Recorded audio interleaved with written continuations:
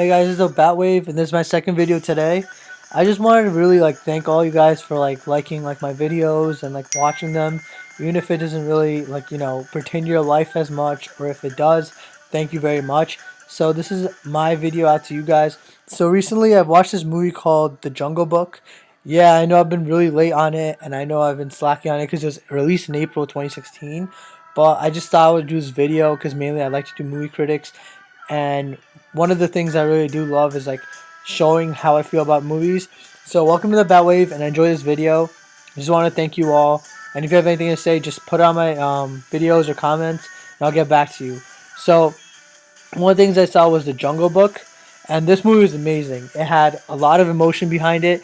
It had a lot of different animals. As you can see, there's the tiger Shere Khan over there. There's this boy, the bear. Then there's the other friend, the panther. Obviously the snake, and then one of the great apes that has ever lived, apparently to legend. So the Jungle Book had a lot of twists and turns to it. It was a book about passion, love, acceptance, and acceptance mainly being Mowgli was the human, right? So the main character was this human named Mowgli, and he grew up with a bunch of animals. Animals being these foxes, right? And the foxes also had different other animals such as rams, hippos, just like a little community that kind of lived on in this part of this jungle. And one of his favorite friends, Mowgli's favorite friends, was this panther that you see right here. And the panther and Mowgli always grew up together, and the panther was actually basically like its mom or its father. Like, he found Mowgli at a very young age when his dad left him in a cave or something like that. So once Mowgli and the panther became friends, he grew up to know them, and he learned how to speak animal and actually be part of the community. But as you know, or as you don't know, this tiger over here named Shere Khan was unpleased with that, because back in the day there was a hunter that really hurt this tiger, and this tiger has rage between all humans, so he wanted Mowgli dead the second he saw him, or he sniffed him out. So I think this movie is a great watch because it really does show you the realistic view of how acceptance is, even with animals versus humans, even in today's life. Like, there's a lot of people just fighting to get accepted everywhere, and it's not as easy as you think. And you're not always the popular kid around the block, and you're not always the best kid that does everything well. You're not the popular kid with the best talents. Sometimes it's just hard to live up to people's expectations.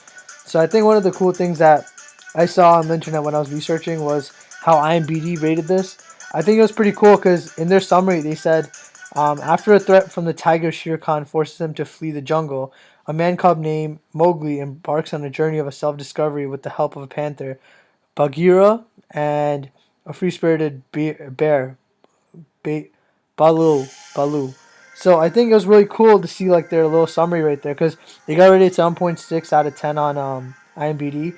But it was more or less cool to see because it was directed by Jon Favreau, and the writers and the person who wrote the novel and the book itself was Justin Marks. So he was also the co producer, and he was obviously the writer behind it too. And the main stars of this movie were Neil Sethi, Bill Murray, and Ben Kingsley. Bangs.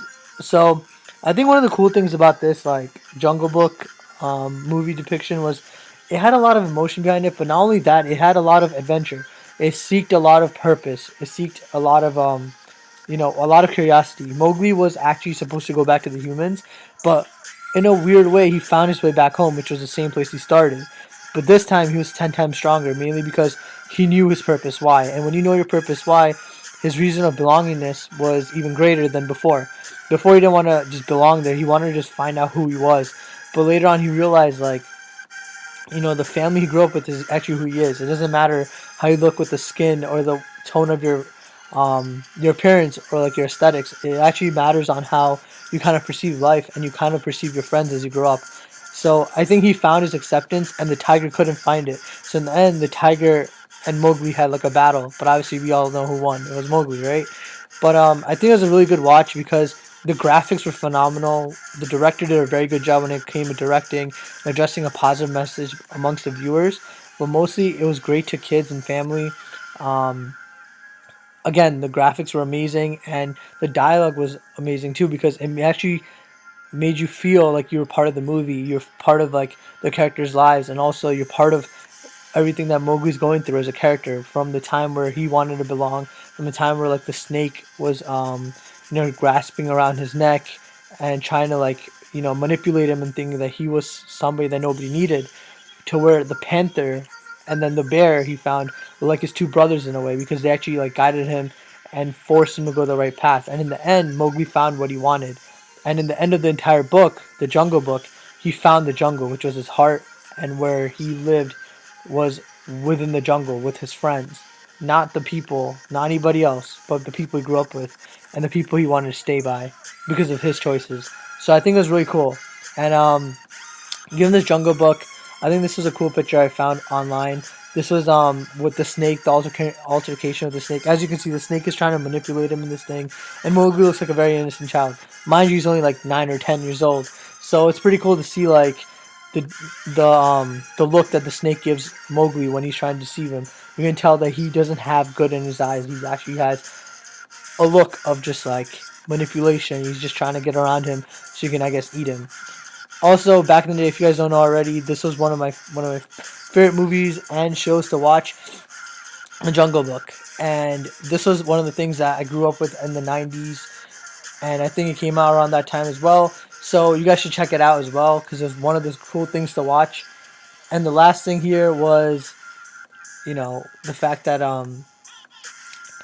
this movie actually did bring up a lot of the 90s, but it also does depict what it's gonna set forth for like the coming years. And I gotta say, 2016, April 15, 2016, did a great job with it. So keep doing great things, Disney, and thanks for this great movie.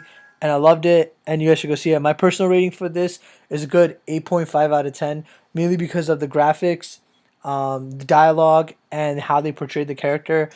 And there was a lot of family orientedness that went down, a lot of action, but a lot of purpose. The purpose was, belongingness and acceptance.